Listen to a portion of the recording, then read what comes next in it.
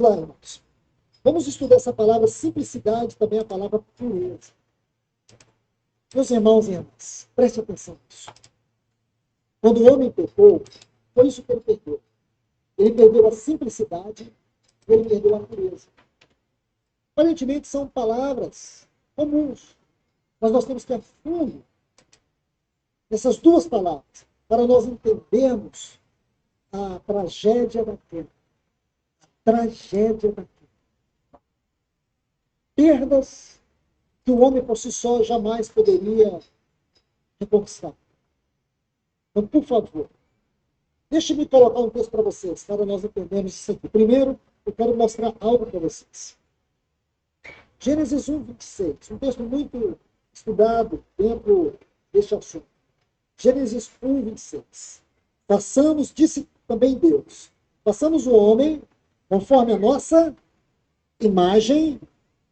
Por favor, irmãos, preste muita atenção. Conforme a nossa semelhança. Então, o homem foi criado à imagem e à semelhança de Deus. Por favor. Quando você estuda a palavra imagem, escute isso. Quando você estuda a palavra imagem no Velho Testamento, segundo o original hebraico, você vai encontrar apenas 15 referências. 15. Em todo o Velho Testamento. Deixa-me ler o texto que mais aproxima do que quer dizer a expressão imagem, aqui no versículo 26 de Gênesis, capítulo 1. Salmo de número 39, versículo 6. Salmo 39, versículo 6. Está assim: com efeito, passa o homem como uma sombra. Essa palavra sombra. Irmãos, nós sabemos que a língua hebraica é muito profunda, certo? E o que ela tenta transmitir é a ideia. Ela vai nos transmitir a ideia. A palavra sombra significa que a luz veio sobre um objeto e refletiu sobre ela. Compreende? A luz veio sobre um objeto e reflete sobre ela. Deus é a própria luz. Deus projeta a luz sobre o seu filho e seu filho joga a imagem de Cristo. Por isso que um filho de Deus é atacado. E a pessoa que ataca não percebe, porque é o inimigo que age na mente dela. Se ela não transforma a mente dela, ela não percebe o inimigo usando a mente dela. E tudo porque ela não tem a proteção de Deus, porque não tem o Espírito Santo vivificado nela.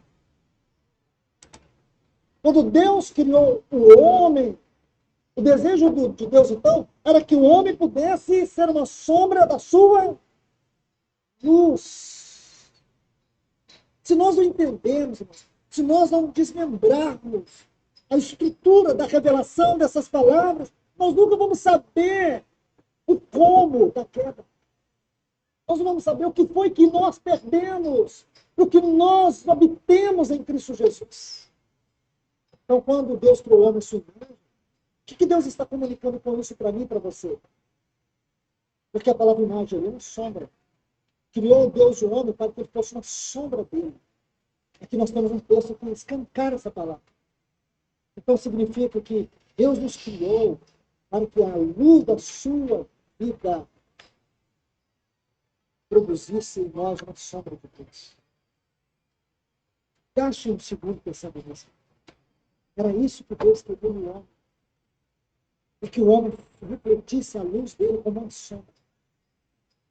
Porque em Gênesis... Ou seja, nós somos criados para resplandecer Cristo. Não o eu. Por isso que a gente não deve nem falar a palavra eu mais. Só eu errei. Eu me arrependo. Aí sim é eu. Mas o resto tem que ser a vontade do Pai. Está no Pai Nosso isso. Seja feita a vossa vontade. Nós somos feitos, vou falar de novo, para resplandecer Cristo, que é a nossa referência. Por isso que diz cristão, é um pequeno Cristo, né? E à medida que esse Cristo vai crescendo, essa luz de Cristo em nós resplandece em mais de semelhança dele.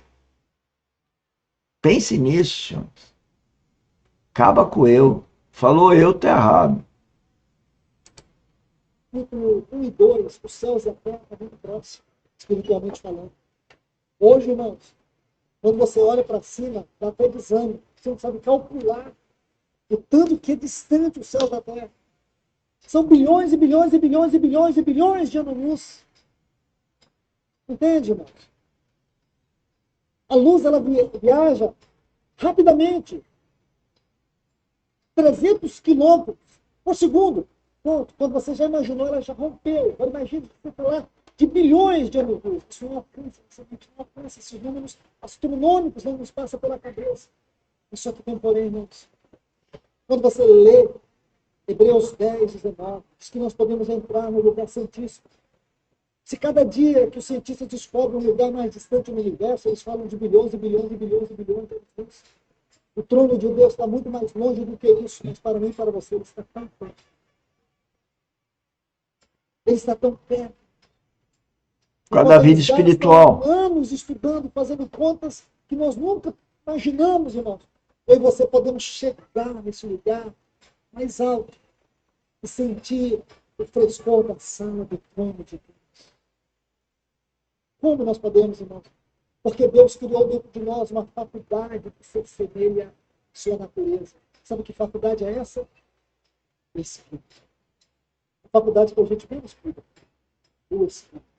Sabe o que Deus fez, irmãos? Quando ele criou o homem, ele colocou essa fagulha dele.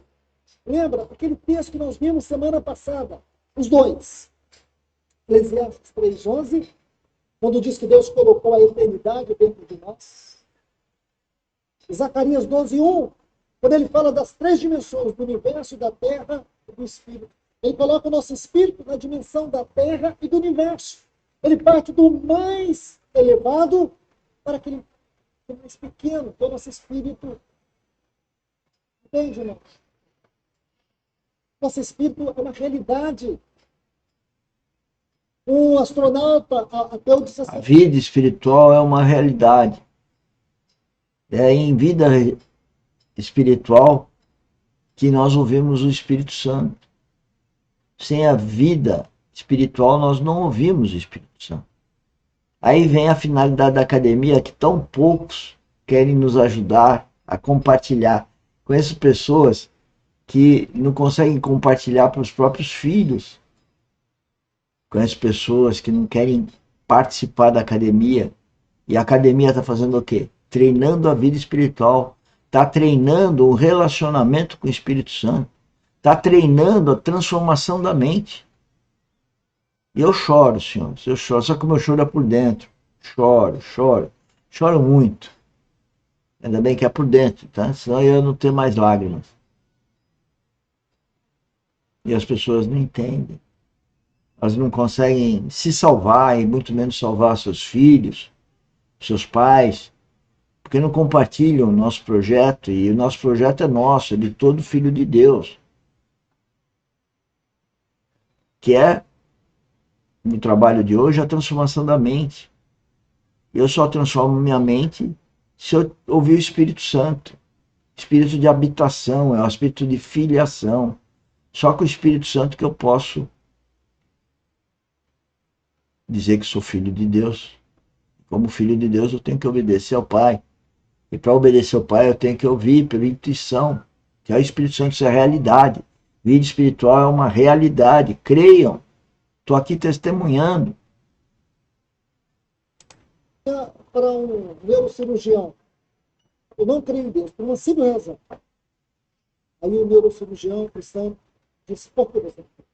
Eu já viajei para o espaço várias vezes, e até hoje eu não encontrei Deus. Aí o neurocirurgião disse, então, eu já operei muito sério, eu nunca vi Deus. Porque, irmãos, é uma realidade, é uma faculdade espiritual. Está aqui dentro de nós. Entende? Não é para ninguém ver, não. Não é para ninguém habitar, não. Só o Espírito de Deus habita o nosso espírito. E eu sei, você sabe, está aqui. Está aqui na Bíblia, irmãos.